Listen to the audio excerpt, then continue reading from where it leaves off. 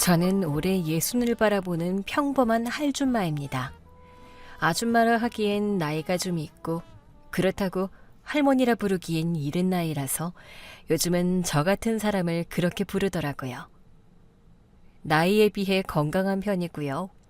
다만 아침에 눈을 뜨면 손가락 마디마디를 꿰뚫는 통증이 있어요. 뻣뻣하게 굳어버린 관절을 한참 주무르고 나서야 겨우 주먹을 쥘 수 있죠. 살림하랴 일하랴 손이 닳도록 손가락을 혹사시키니 대한민국 어머님들 중에도 관절염 있는 분들이 많으시잖아요. 저는 뒤늦은 나이에 청소일까지 시작했으니 이 관절염은 직업병이자 제 삶의 훈장 같은 걸지도 모르겠습니다. 네, 저는 청소 아줌마입니다. 청소 일을 하는 사람이죠. 오늘도 여느 때와 다름없이 새벽을 깨고 일어나 청소 도구들과 세제, 그리고 익숙한 고무장갑과 걸레를 챙겨 차에 싣고 집을 나섰습니다. 남들은 힘들고 고된 일이라며 손사래를 치지만 저는 이 일이 참 좋습니다. 더러움으로 가득했던 공간이 제 손길을 거쳐 눈부시게 깨끗해지는 모습을 보면 보람도 있고 몸은 힘들어도 마음은 개운하거든요. 솔직히 말해서 이 일하면서 별별 사람 다 만나봤어요. 청소한다고 사람을 아래로 보는 사람도 있고 고맙다며 따뜻한 말 한마디 해주는 사람도 있거든요. 그래도 저는 다 똑같이 대합니다. 남의 집이든 내 집이든 깨끗해야 속이 시원하거든요. 사람 일이라는 게 참 묘하죠. 제가 이런 일을 하게 될 줄은 꿈에도 몰랐거든요. 하지만 살다 보면 원하든 원치 않든 인생을 새로 시작해야 할 때가 오잖아요. 그게 제겐 청소였어요. 오늘도 대청소 의뢰가 들어온 아파트로 향했습니다. 아파트 엘리베이터를 타고 의뢰받은 집으로 올라가면서도 저는 가만히 있질 못했어요. 거울을 닦고 버튼도 닦고 손잡이까지 반질반질하게 닦았죠. 잠깐의 기다림에도 손이 먼저 움직이는 건 이제 제 습관이 돼버렸거든요. 그렇게 거울을 닦다 문득 고개를 들었는데 거울 속엔 늙고 추레한 아줌마가 서 있더군요. 청소 일을 하면 땀이 많이 나서 화장할 생각은 아예 안 해요. 기초 로션만 바르고 머리 질끈 묶고 가볍고 활동성 좋은 옷을 입습니다. 색바랜 운동복에 팔토시 끼고 허리에 앞치마 두르고 고무장갑까지 끼면 누가 봐도 청소하는 사람이에요. 보긴 후줄근해도 저한테는 이게 제일 편하고 제 하루를 버티게 해주는 복장이고요. 다만 혹시라도 아는 사람이라도 마주치면 조금은 민망하겠구나 하면서 오늘 일할 집으로 향했습니다. 안녕하세요. 청소하러 왔습니다. 아, 왔어요? 왜 이렇게 나이 든 사람을 보냈어? 젊은 사람으로 보내라고 했는데. 어디부터 하면 될까요? 그런 것까지 제가 일일이 말해줘야 해요? 알아서 해야 하는 거 아니에요? 젊은 여자가 어찌나 틱틱거리던지 거슬렸지만 현관에서 집안을 보는 순간 단박에 알겠더군요. 세상에 집이 그리 더러울 수도 있나 싶었어요. 발 디딜 틈도 없이 옷가지가 널브러져 있고 하긴 뭐 자기 사는 곳 하나 제대로 치우지 못하니 나 같은 사람을 부른 거겠지요. 집꼬라지가 저 모양이니 인성도 졌다고인 거겠죠. 어디서 본 것 같은데? 나 본 적 있죠? 네? 저를요? 글쎄요. 큰엄마? 큰엄마 맞죠? 세상에, 큰엄마 맞네. 은영이구나. 너무 오랜만에 봐서 못 알아보았네. 조카는 저를 보자마자 놀란 눈으로 쳐다보더니 위아래를 싹 훑어보더군요. 큰엄마, 이런 일 하세요? 청소일 하는 거예요? 그래. 나 청소해.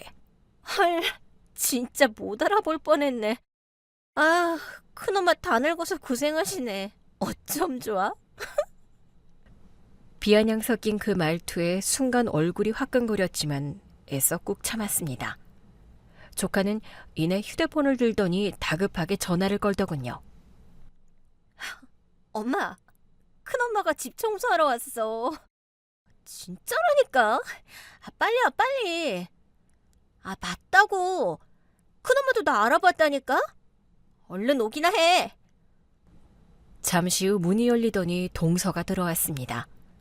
예전처럼 잘난 척하는 표정은 여전하더군요. 저를 보며 코웃음을 치네요. 어머나, 형님?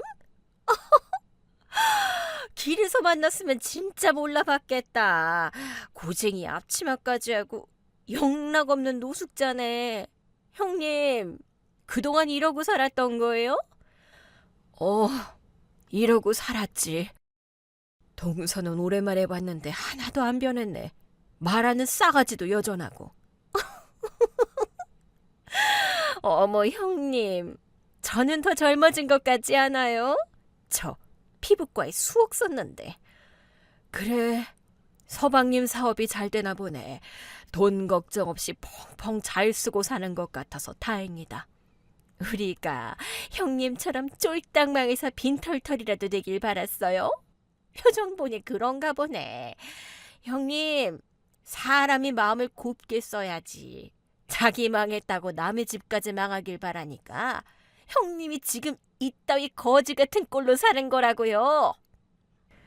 대체 누가 누구에게 심보를 운운하는 건지 당장 청소고 뭐고 다 집어던지고 뛰쳐나오고 싶었지만 일은 일이기에 감정을 꾹 누르고 묵묵히 청소를 시작했습니다. 하기사 동서라는 사람 살림엔 영광이고 자기 몸치장에만 신경 쓰는 사람이에요. 그 엄마의 그 딸이라고 조카도 매한가지더군요. TV 속에서 보던 쓰레기가 가득 쌓인 집들 있잖아요.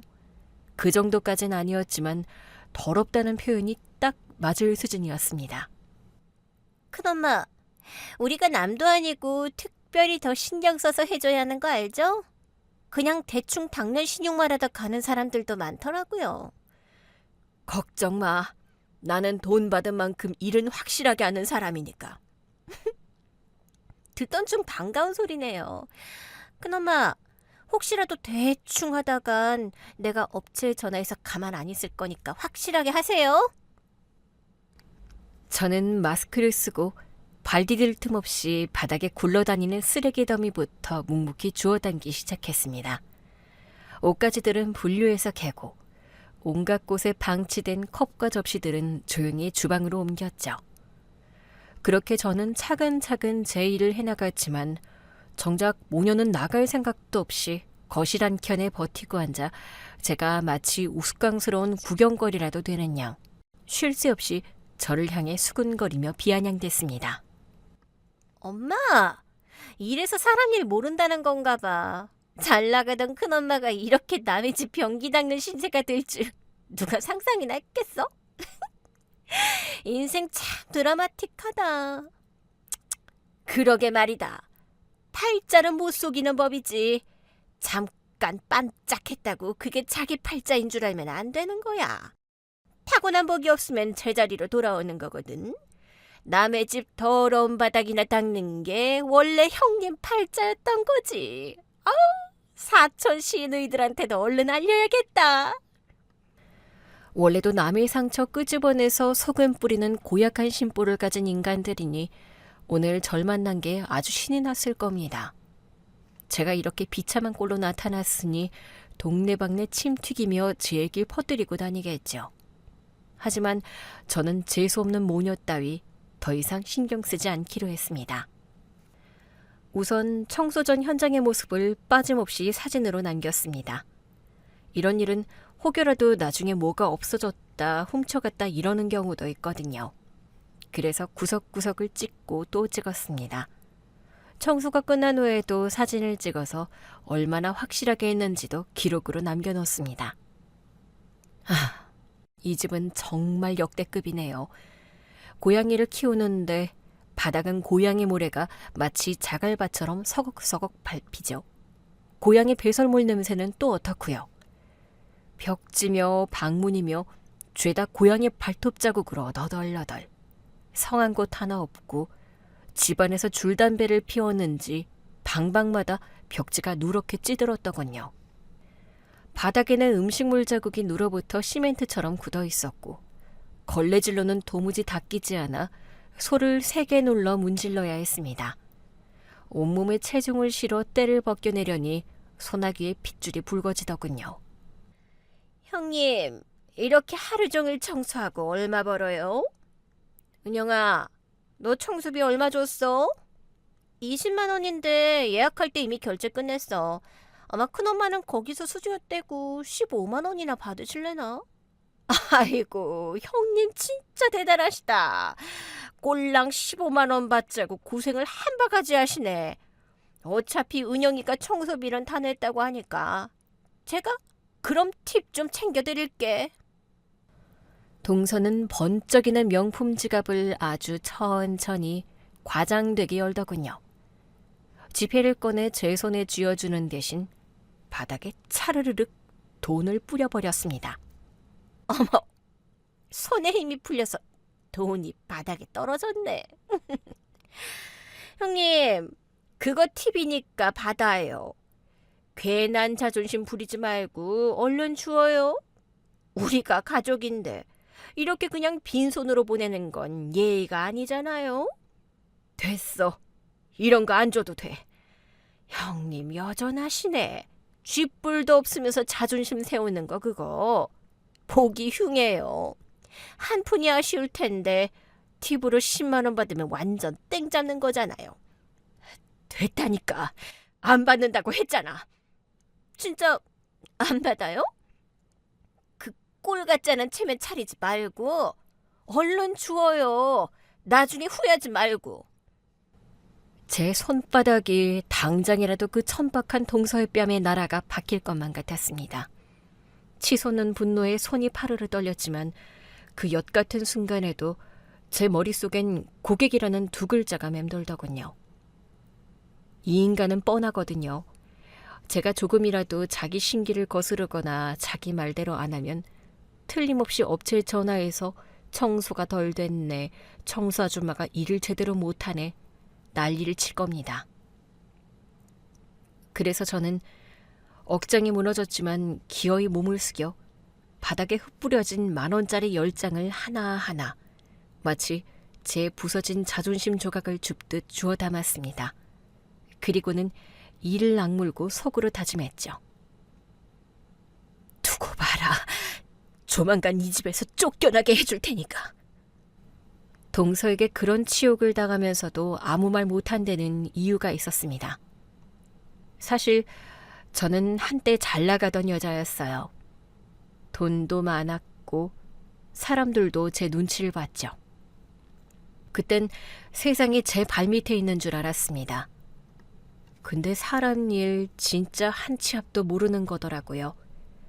믿었던 사람에게 사기를 당하면서 그 많던 재산이 하루아침에 모래처럼 흩어졌습니다. 통장 잔고는 0원이 되고 집도 땅도 다 넘어갔죠. 그래도 빚이 안 남은 걸 다행이라 해야 할까요? 늦은 나이에 가진 거 다 잃고 나니 눈앞이 캄캄하더군요.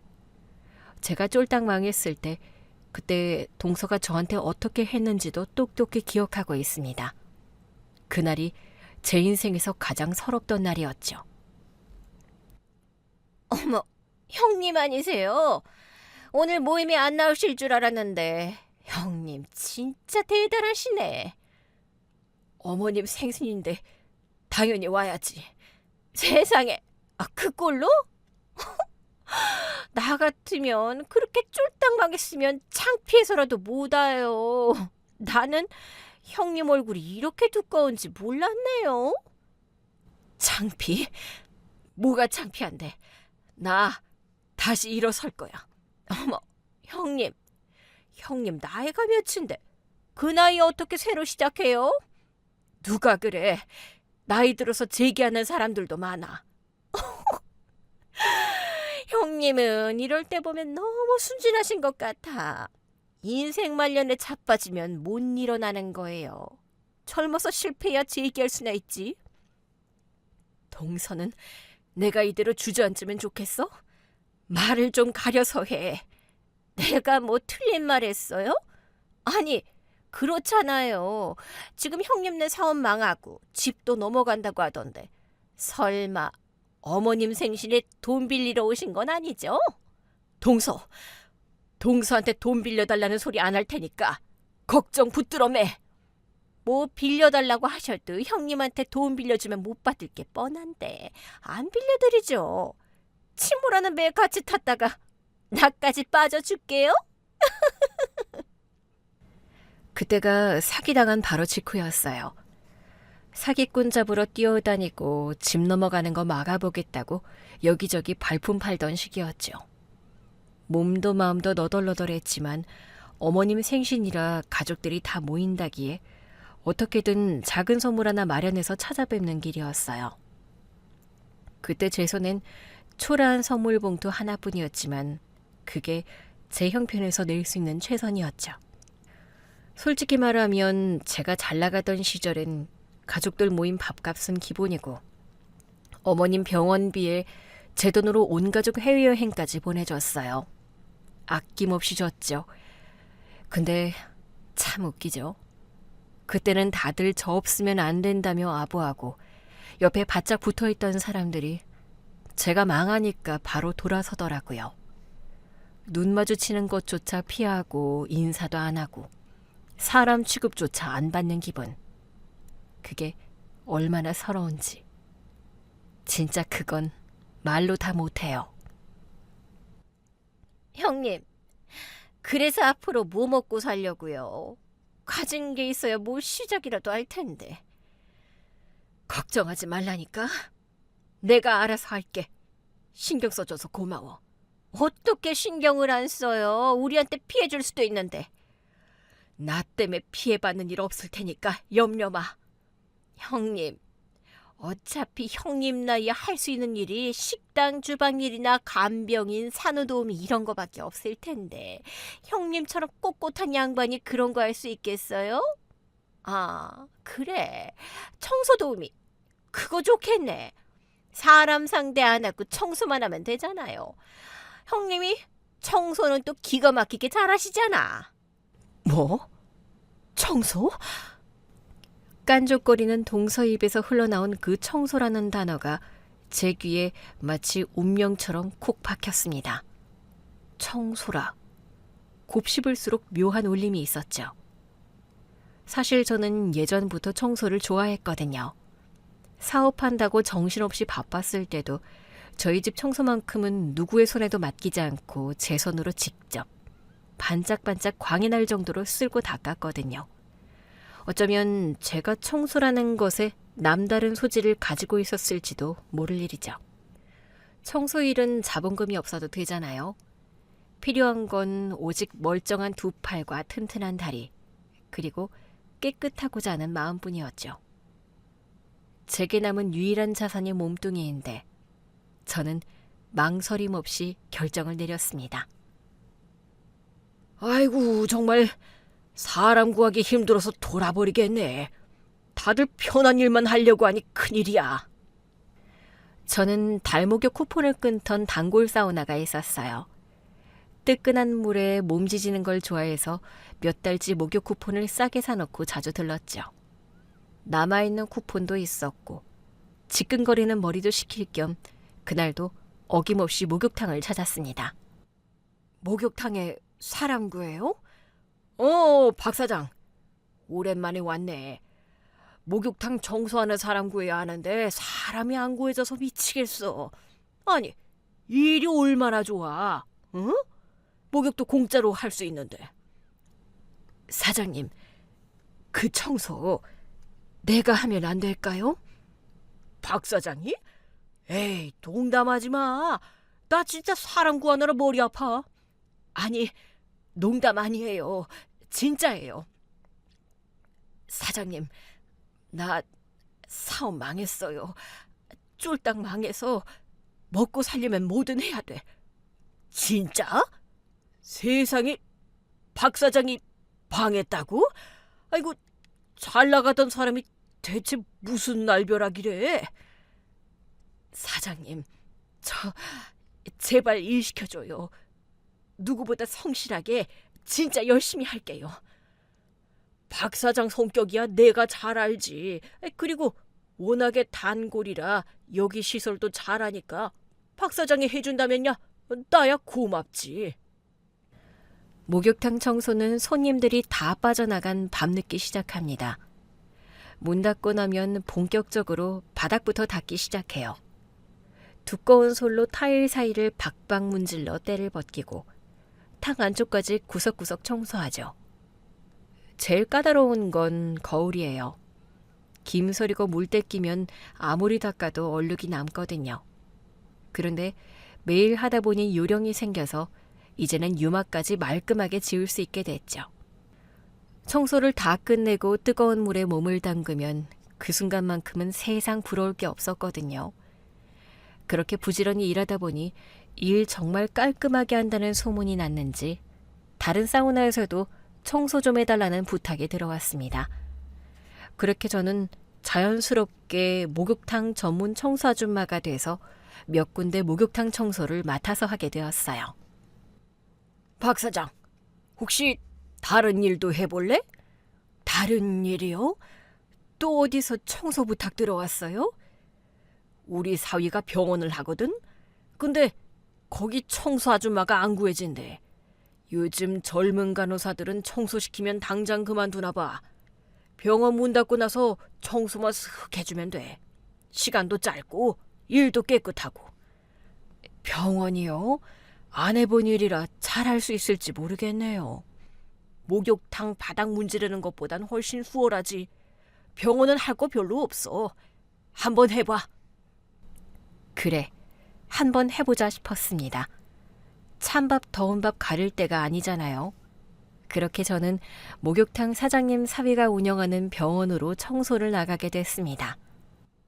장모님한테 얘기 들었습니다. 꼼꼼하게 청소 잘하신다고요? 아니요, 뭐 그냥 열심히 하는 거죠. 크게 힘든 일은 없습니다. 청소기 돌리고 걸레질 하시면 되고요. 특별히 신경 쓰셔야 하는 건 의료 폐기물이에요. 의료 폐기물이요? 주사 바늘이랑 피 묻은 솜, 붕대 이런 건 일반 쓰레기가 아니에요. 업체에서 일주일에 한 번씩 와서 수거해 가는데 그 통은 잘 관리해 주셔야 합니다. 네, 그럼 그걸 따로 모아놓으면 되나요? 간호사한테 전용 봉투 어디 있는지 물어보시고요. 그 봉투에 담아서 밀봉해 놓으시면 돼요. 주사 바늘에 찔리지 않게 조심하시고. 네, 알겠습니다. 병원은 원래 소독이 잘 되어 있고 깨끗한 곳이라 그런지 청소가 그리 어렵진 않았습니다. 6시에 직원들 다 퇴근하면 그때부터 다음날 아침 출근 전까지 그 사이에 아무 때나 청소를 하면 되거든요. 시간도 자유로운 편이고 조용히 해서 일하기가 편했습니다.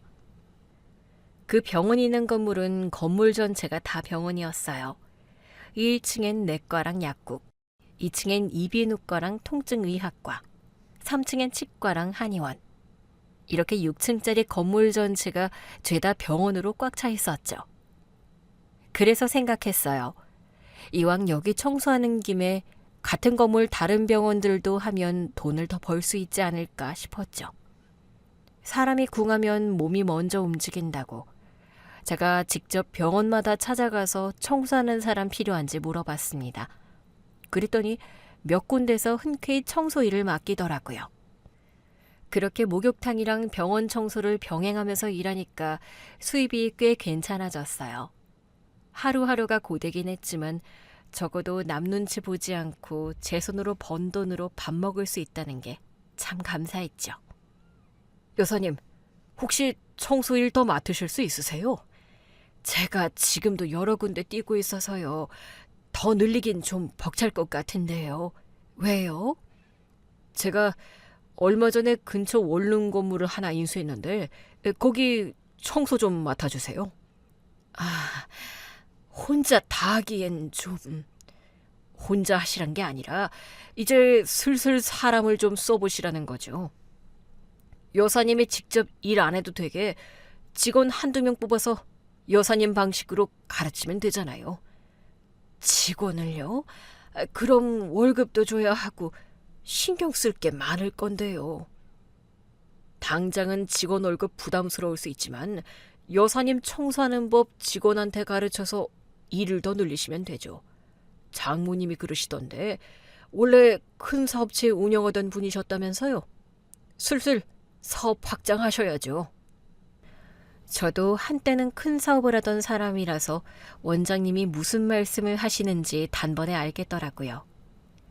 나한테 일을 맡기려는 사람이 점점 늘어나는데 이걸 그냥 흘려보내면 안 되겠다 싶었죠. 그래서 직원을 한 명 뽑았습니다. 그런데 신기하게도 그 한 명으로는 감당이 안 되더라고요. 일이 눈덩이처럼 불어났어요. 결국 둘, 셋. 그렇게 인원을 늘리다 보니 어느새 10명, 20명으로 늘어났죠. 이왕 이렇게 된 거 아예 회사를 차리자 마음먹고 클린 하우징이라는 회사를 만들었습니다. 조그만 창고를 얻고 청소도구랑 세제 등 청소용품도 구비해두고요. 직원 교육도 철저히 시켰어요. 제가 그동안 몸으로 익힌 노하우를 전부 매뉴얼로 만들어서 직원 교육에 공을 들였습니다. 먼지 닦을 때는 시계 방향으로 걸레질하세요. 그래야 중간에 놓치는 부분이 없어요. 마무리는 꼭 정전기 방지포로 닦아야 돼요. 그거 안 쓰면 청소 다 해놓고 10분만 지나도 먼지 다시 내려앉아요. 사장님, 지난번에 창틀 닦다가 코팅 벗겨진 거요. 그런 데는 어떻게 해요? 그거 걸레로만 닦아서 그래요. 먼저 솔로 모래 털어내고 닦아야지. 그대로 문지르면 코팅 다 나가요. 화장실 청소는 남은 물기 그거 싹 닦아야 해요? 손이 너무 많이 가요. 그걸 안 닦으면 얼룩 남아요. 물기 마르면서 석회 자국 생겨서 나중에 더 힘들어지니까 물기 꼭 닦아내셔야 합니다. 청소도 아무나 하는 게 아니네요. 다른 데보다 월급 더 많이 드리잖아요. 수고스럽겠지만 우리 클린하우징 이름 걸고 완벽하게 하자고요. 그동안 청소한 업체들, 청소 전후 사진을 들고 다니며 영업도 직접 뛰면서 신규 고객을 모았고요. 기존 고객들도 혹시라도 여기 좀 덜 됐어요 하고 불만을 말하면 그날 밤이라도 다시 가서 새벽까지 닦고 왔죠. 그랬더니 진짜 미친 듯이 여기저기서 연락이 오는 겁니다. 이젠 병원이나 목욕탕 같은 소규모가 아니라 아예 건물 청소를 맡게 됐어요. 단순히 청소만 한 게 아니라 건물 구석구석 보면서 작은 하자나 문제점을 건물주한테 알려드렸더니 관리까지 맡아달라고 하시더군요. 사장님, 청소하다 보니까 주차장 바닥 우레탄이 몇 군데 갈라졌더라고요. 제가 사진 보내놨으니까 그거 하자 보수하세요. 아니, 우레탄 시공한 지 얼마나 됐다고 벌써 갈라져. 참 사람들이 그지같이 하네. 돈은 돈대로 받아먹고 일은 대충 해버리니까 환장하겠네. 하자 보수하는 날 미리 알려주시면 제가 나가서 꼼꼼히 하는지 지켜볼게요. 아, 그러실래요? 나야 사장님이 그렇게 해주면 고맙지. 솔직히 관리할 때가 한두 군데가 아니라서 내가 다 챙길 수가 없거든. 걱정 마세요. 어차피 저희 청소하러 갈 때 봐드리면 되죠. 차라리 아예 청소 사장님이 하는 게 나을 것 같은데. 업체 알아보시고 공사 맡기고 마무리까지 하시죠. 견적서 보내면 내가 바로 결제할게요. 솔직히 믿을 사람이 없어서 그래요. 큰 빌딩이면 관리인이라도 둘 텐데 쬐깐한 꼬마 상가에 관리 일을 둘 수도 없고. 제가요? 저 이런 공사 몰라요. 공사를 하라는 게 아니라 그냥 사람 시켜서 잘 하는지만 봐달라는 거죠. 사장님 꼼꼼하니까 내가 부탁하는 거예요. 좀 도와줘요. 나 진짜 믿을 사람 사장님밖에 없어. 생각지도 못하게 이제는 건물 관리까지 맡게 됐습니다. 공용 화장실이 막히거나 어디 누수가 생기면 제가 기술자를 불러서 고치고 작업 전후 사진이랑 견적서를 건물주한테 보내서 정산해주는 구조였죠. 물론 저는 건물 관리 비용을 따로 받고요. 겨울엔 좀 힘들었어요.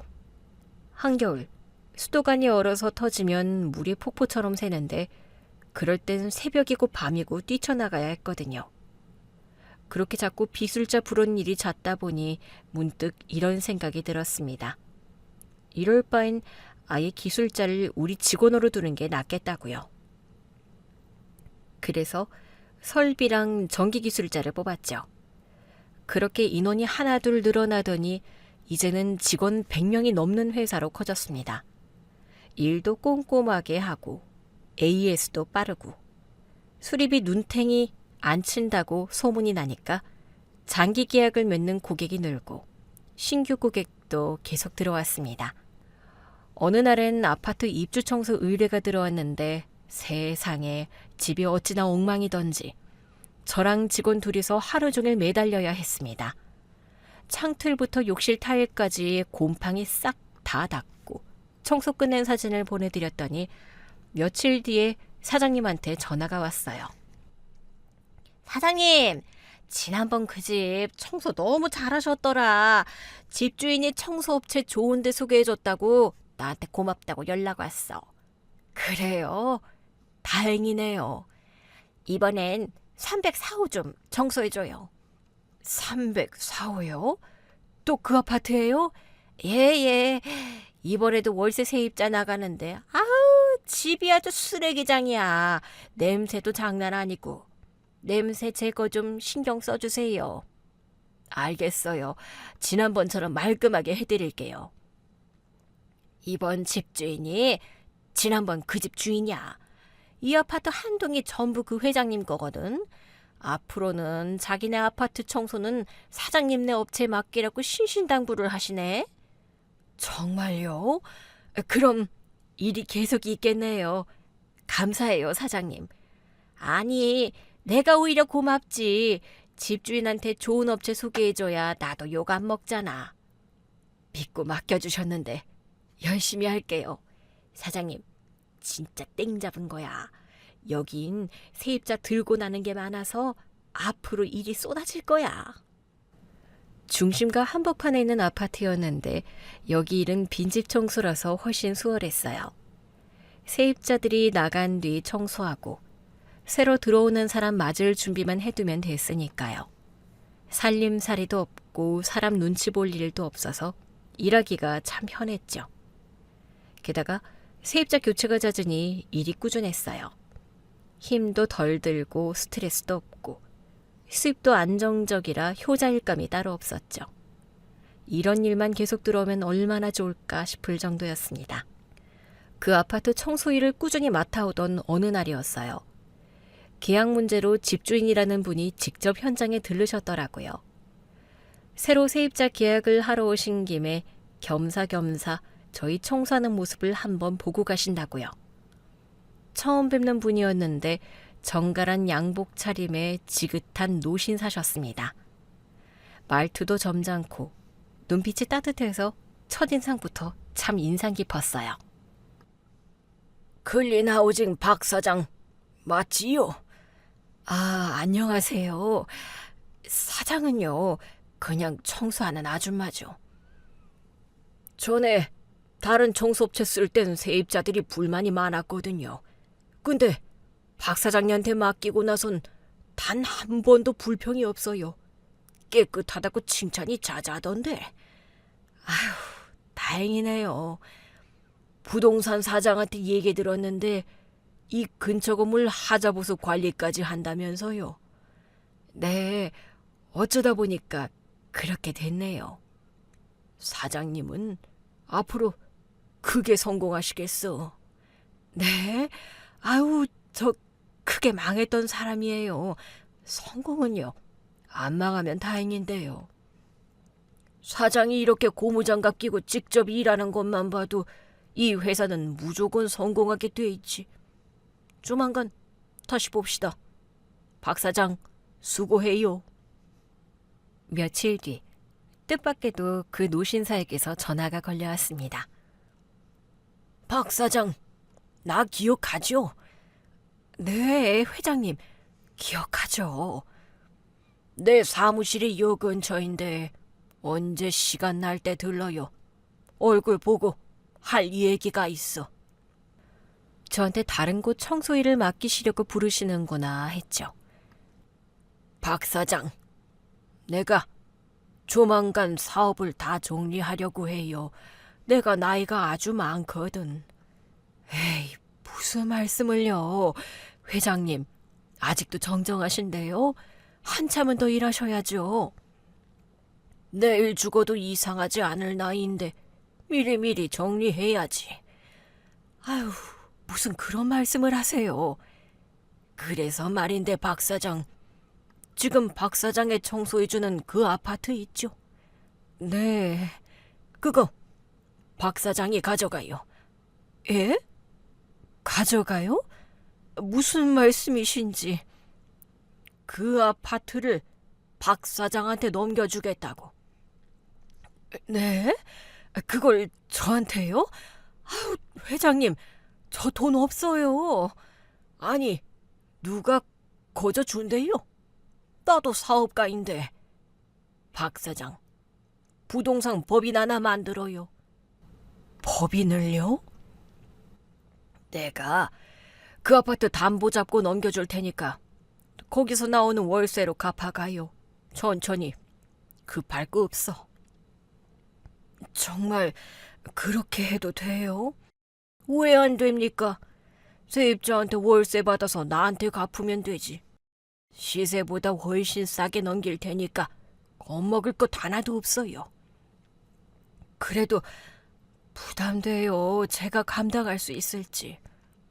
박 사장, 내가 괜히 이런 말을 하는 줄 알아요. 내가 보아하니 박 사장은 일 한 번 허투루 하는 사람이 아니더구먼. 그런 사람한테 넘겨주면 내가 마음이 놓여요. 이렇게 좋은 조건으로 진짜요? 아파트 값을 할부로 갚으라는 거잖아요. 내가 죽더라도 우리 아이들이 이 계약 그대로 이어받을 거요. 그러니 박 사장은 월세 들어오는 걸로 계속 갚아나가면 돼요. 솔직히 그날은 너무도 벅차서 아무 말도 할 수가 없었어요. 제 평생 이런 날이 오리라고 누가 상상이나 했겠습니까? 매일같이 남의 집 바닥을 걸레질하고 화장실 변기를 닦아대던 제가 하루아침에 아파트 한 동의 주인이 된다니요. 며칠 뒤 회장님은 빈말이 아니라는 것을 증명하듯 직접 변호사를 대동하고 제 눈앞에 나타나셨습니다. 그리고 두툼한 계약서를 내미셨죠. 조건은 거짓말처럼 명확하고 간단했습니다. 해당 건물의 소유권은 제 명의의 법인으로 고스란히 이전되고 아파트에는 담보가 설정된 뒤 그 안에서 꼬박꼬박 나오는 임대 수입으로 매달 차근차근 상환해 나가는 방식이었어요. 그날 이후 제 인생은 말 그대로 완전히 송두리째 뒤바뀌었습니다. 늦은 나이에 남의 건물 찌든 때를 벗겨내던 제가 이제는 제 이름 석자가 또렷하게 찍힌 등기부를 가진 어엿한 건물주가 된 겁니다. 목욕탕 청소를 시작해서 건물 관리와 임대 수익까지 함께 책임지는 명실상부한 종합법인으로 그렇게 기적처럼 폭풍 성장했습니다. 사장님, 진짜 이 으리으리한 아파트가 우리 회사 거예요? 나도 안 믿겨. 아직도 얼떨떨해. 와, 여기 청소도 열심히 해야겠네요. 우리 거잖아요, 우리 거. 여기 월세 제대로 받아서 우리 아파트값 후딱후딱 갚아나가자. 걱정 마세요, 사장님. 아주 그냥 번쩍번쩍 윤희나게 새집처럼 만들어버릴게요. 그래야 월세도 잘 나가고 월세도 팍팍 올릴 수 있죠. 저는 사무실 책상에 앉아서 지시만 하는 그런 사장이 아닙니다. 직원들이랑 같이 현장 나가서 청소도 같이 하고 점심에 짜장면 시켜서 같이 먹고 이런 날들이 쌓이면서 직원들은 단순한 직원이 아니라 저한테는 가족 같은 사람들이 됐고요. 그래서였을까요? 회사가 점점 커지자 직원들이 마치 자기 일처럼 기뻐했어요. 저는 마음속으로 다짐했습니다. 이 아파트 월세를 모아서 악착같이 빚 다 갚고 완전히 회사 소유의 아파트가 되면 그 다음엔 직원들한테 제대로 보답하자. 직원 자녀들 학비도 대주고 그게 제 목표고 일을 열심히 해야 하는 이유가 됐습니다. 그래서 사장이지만 여전히 직접 현장에 나가 청소를 합니다. 그러던 중 우리 회사 소유 아파트에서 청소 의뢰가 하나 들어왔어요. 입주 청소가 아니라 거주 중 대청소 요청이었죠. 아파트가 우리 회사 소유이긴 하지만 계약은 직원이 처리해서 세입자가 누군지는 몰랐습니다. 마침 직원들 스케줄이 전부 꽉 차 있어서 제가 직접 나가서 청소를 하기로 했어요. 그런데 그곳에서 지긋지긋한 얼굴들을 마주하고 말았습니다. 제 눈앞에 보란듯이 서 있는 건 다름 아닌 조카와 그 악독한 동서였거든요. 월세 사는 주제에 10만 원을 팁이랍시고 던져주는 게 우스웠지만 제가 누구인지는 말하지 않았습니다. 동서, 이 아파트 꽤 비싸지 않아? 가격 아시면 깜짝 놀라실걸요? 왜요? 얼만지 알면 사시게? 형님, 아파트 가격 들으면 기절하실 건데. 아, 그래. 많이 비싸구나. 네, 형님은 죽었다 깨도 못 사요. 그냥 임대 아파트 같은 거 알아보세요. 주제를 하셔야지. 근데 동서는 어디 살아? 어머, 형님, 저도 여기 살아요. 은영이랑 같은 라인에 살잖아요. 그래서 은영이 전화 받자마자 바로 뛰어왔죠. 아, 동서도 여기 사는구나. 비싸다면서 동서 돈 많은가 보네. 네? 저 돈 많아요, 형님. 내일은 우리 집 청소도 해주세요. 형님 힘들게 사시는데 내가 이런 거라도 도와드려야지. 저는 동서가 던져준 10만 원짜리 지폐를 주워들고 아무 말 없이 조카 집을 나왔습니다. 김대리, 나 오늘 청소한 집 임대 계약서 지금 내 핸드폰으로 보내줘. 지금이요? 무슨 일이 있으세요? 아니, 큰일은 아니고 확인할 게 좀 있어서. 그 집 입주 전에 우리가 입주 청소 깨끗하게 해줬잖아요. 근데 왜 대청소를 또 해요? 집이 엄청 더럽더라고. 동물도 키우고 계약 위반 상황 확인해서 내보내야겠어. 어쩐지 계약할 때부터 느낌이 쎄했어요. 말투도 싸가지 없고. 진짜 재수없더라고요. 내가 계약할 때 절대 애완동물 안 된다고 신신당부했는데. 김대리, 이 건은 김대리가 알아서 깔끔하게 처리해. 남의 집이라고 함부로 쓰는 사람들 바로바로 내보내야지. 안 그럼 집 금방 망가져. 네, 사장님. 걱정 마세요. 계약 위반 내용만 주시면 바로 진행하겠습니다. 내가 청소하면서 사진 다 찍었으니까 보내줄게.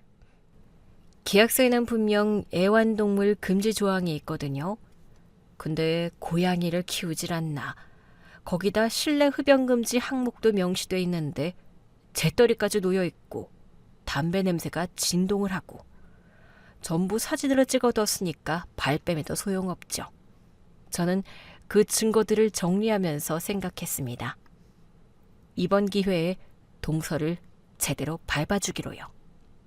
때마침 사촌 형님 딸이 결혼한다는 청첩장이 와서 저는 오랜만에 머리도 손질하고 옷도 제대로 차려입고 결혼식장으로 향했습니다. 그동안 회사 운영하랴 또 제가 망했을 때 저를 도와주기는커녕 괜히 엮였다가 자기들이 피해볼까 싶어 저를 멀리했던 인간들이 꼴도 보기 싫어서 친척 모임엔 가지 않았는데 이번엔 달랐습니다. 이번엔 꼭 나가야 했어요. 동서에게 갚을 게 있으니까요. 아이고, 이게 누구야? 소식이 텅 끊겨서 어디 가서 죽은 줄 알았잖아. 네, 이렇게 안 죽고 잘 살고 있어요. 결혼 축하드려요, 형님. 얼굴이 좋아 보여서 다행이다. 요새 어떻게 지내? 뭐, 그냥 일하면서 바쁘게 살고 있죠. 오늘 결혼식 끝나고 친척들 전부 우리 집으로 가서 뒤풀이하기로 했거든. 자네도 거기 꼭 와. 올 거지? 네, 그럴게요, 형님. 오랜만에 저도 인사 제대로 드려야죠. 그래. 나는 다른 하객들 인사도 해야 하고 자세한 얘긴 이따 집에서 하자고. 결혼식장에서 동서는 나를 보고도 모른 척 하더군요. 청소 아줌마랑은 인사도 하기 싫다는 건지, 사람이 어쩜 그렇게 대놓고 천박하게 구는지. 친척분 중에 그래도 저를 따뜻하게 맞아주시고 제 걱정해주시는 분들도 계셨지만 대부분의 시선은 뭐랄까 불편했어요. 어쩌겠어요. 망한 사람이랑 같이 있다간 자기들한테도 그 기운이 옮겨갈까 싶은지 피하는 마음 이해는 되죠. 결혼식이 끝나고 사촌형님 댁으로 향했습니다. 이미 도착한 친척들로 거식은 북적였고 다들 오랜만에 만났다는 반가움에 웃고 떠드는 소리가 가득했죠. 저는 조용히 인사를 드리고 자리를 잡았습니다. 그래, 요새 어떻게 지내고 있어? 다 들어먹었단 소리는 들었는데 그 뒤로 통 얼굴을 못 보니 어떻게 사는지 물어보기도 그랬어. 근데 은영이 엄마가 자네 청소한다고 그러던데 사실이야? 아, 동서한테 들으셨어요? 네, 저 요새 청소해요. 아이고, 이 사람 나이가 적지도 않은데 그 힘든 일 하느라 아이고 고생이 많네. 쫄딱 망하고 나서 할 수 있는 게 뭐 있나요? 어디 취직할 수도 없는 나이고. 그래, 청소 일은 어때? 많이 힘들지? 몸은 괜찮고? 네, 제가 청소 일이 잘 맞는지 생각보다 힘들진 않네요. 가정집에 밧줄 다니는 거야? 벌이는 괜찮고? 뭐 그럭저럭 벌어요. 가정집만 하는 건 아니고 건물도 청소하고 병원도 하고 가리지 않고 다 해요. 건물 청소도 해? 그거 새벽에 나가서 하는 것 같던데. 고생하네. 내가 이따 갈 때 고기랑 좀 싸줄 테니까 가져가. 몸 쓰는 사람이 잘 먹어야지. 네, 형님. 말씀만으로도 감사해요. 온 친척들이 제가 청소일하는 걸 이미 알고 있더라고요. 요즘 그런 일도 괜찮다더라. 손발 부지런하면 굶어 죽진 않는다 하면서 이것저것 묻고 떠들고. 어느새 그날의 주인공은 신부도 신랑도 아니고 한때 사업 쫄딱 망했다가 다시 나타난 제가 되어버렸습니다. 형님, 그때 저희 집 청소 왜 안 오셨어요? 아, 내가 그때 다른 일이 있어서 못 갔어. 하긴 업체에서 배정을 해주겠죠. 형님이 뭐라고 갈 때 안 갈 때 정하겠어요? 시키는 대로 해야 하는 처지겠지. 그야, 그렇지. 다음엔 제가 콕 집어서 형님을 저희 집으로 보내달라고 할게요. 오시면 지난번처럼 따로 돈 좀 더 챙겨드릴게요. 친척들 앞에서 사람 좋은 척, 점잖은 척 웃고 떠드는 동서를 보니 기가 막히더군요. 며칠 전까지만 해도 비웃던 사람이 그새 천사 코스프레를 하고 앉았으니 말이에요. 동서, 거기서 이사해야 하지 않아? 네? 이사요? 무슨 말이에요? 누가 그래요? 누가 그러긴 내가 그랬지. 자네 이사 나가라고 한 사람이 나야. 친척들이 무슨 말이냐며 웅성거렸습니다. 동서는 평소에 그 아파트가 자기 소유인 척 얼마나 자랑을 해댔는데요. 그러니 다들 그 아파트 좋은데 왜 이사를 가냐, 이번엔 더 넓은 데로 가는 거냐, 역시 돈 많은 집이 다르네 하면서 묻기 시작했죠. 동서, 그 집 월세잖아. 어머, 형님, 그게 무슨 말씀이세요? 제가 왜 월세를 살아요? 은영이 집도 월세던데? 아니, 형님, 보자니까 진짜 웃기시네. 어디서 그런 헛소리를 들었어요? 내가 잘 사는 게 부러워서 그러는 모양인데 그만해요. 저는 가방에서 계약서를 꺼냈습니다. 동서랑 은영이가 우리 회사랑 맺은 월세 계약서였죠. 봐, 이거 동서네랑 은영이 집 계약서 맞지? 월세로 살고 있는 거 맞잖아. 이걸 왜 형님이 가지고 있어요? 이거 불법이에요. 형님, 제 뒷조사 하셨어요? 그 아파트가 내 거니까 내가 이 계약서를 들고 있는 거지. 내가 왜 동서 뒷조사를 하겠어? 나 회사 운영하느라 바빠. 뭐요? 회사라니 어디서 그런 말도 안 되는 소리를 해요? 은영아, 옷 챙겨. 형님 헛소리 더는 못 듣겠다. 가자. 가더라도 내 말은 끝까지 들어. 너희 모녀는 계약 위반으로 곧 그 집에서 쫓겨날 거야. 안 나가면 소송할 거고. 집 하자 원상복구 안 하면 보증금에서 수리비 깔 테니까 그렇게 알아. 저는 웅성거리는 친척들 앞에서 차분히 제 이야기를 꺼냈습니다. 그동안 어떻게 살았는지, 청소일을 시작하게 된 계기부터 지금까지의 과정을 솔직하게 말했어요. 그리고 마지막에 덧붙였죠. 그 아파트요. 제 회사 소유예요. 한 동 전체가요. 뭐라고요? 형님이 그 아파트 주인이라고요? 말도 안 돼. 왜 말이 안 돼? 내가 다시 일어설 줄 몰랐어? 형님이 주인이면 우리 계속 살게 해줘야죠. 쫓아내는 게 그게 사람이에요? 가족끼리? 난 형제끼리 더한 대접도 받았는데 내가 망했을 때 동서가 나한테 어떻게 했는지 생각 안 나? 형님, 지나간 일을 뭘 다시 들춰요, 들치긴. 돈 없으면 어디 반지하 전세 들어가. 괜히 있는 척하지 말고 주제 파악 좀 해. 뭐요? 주제 파악이요? 그래, 주제 파악 좀 하라고. 그리고 나가서 청소 일이라도 해서 돈 벌어. 우리 회사에 청소 아줌마 많이 구해. 일할 생각 있어? 나보고 지금 청소를 하라고요? 왜? 전에 나한테 그렇게 말했잖아. 어디 가서 청소라도 하라고. 저는 지갑을 꺼내서 동서 앞에서 돈을 세었습니다. 지난번에 나 은영이 집 청소했을 때 동서가 내 생각해서 팁으로 10만 원 줬잖아. 그게 참 고맙더라고. 나도 동서한테 용돈 좀 줘야겠네. 가만 보자. 10,000원, 20,000원, 30,000원. 자, 10만 원. 동서, 이거 갖고 은영이랑 택시 타고 들어가. 늦었잖아. 저는 돈을 동서 눈앞에서 확 던졌습니다. 확 날아간 지폐가 공중에서 흩날리며 바닥에 떨어졌죠. 이게 뭐 하는 짓이에요? 사람을 뭘로 보고 그래요? 야, 그러는 널 날 뭘로 보고 10만 원을 던졌니? 아무리 사람을 깔봐도 유분수지. 내가 네 앞에서 쭈그리고 앉아서 10만 원 주우니까 재밌디? 손에 힘이 풀려서 돈이 바닥으로 떨어진 거예요. 내가 일부러 그랬어요? 웃기고 있네. 나도 손에 힘이 풀려서 떨어진 거야. 됐어요, 됐어. 이깟 돈 10만 원 안 받으면 그만이지. 너 이거 안 주워가면 바로 소송 들어갈 거야. 쓸데없는 자존심 부리지 말고 이 돈 주워.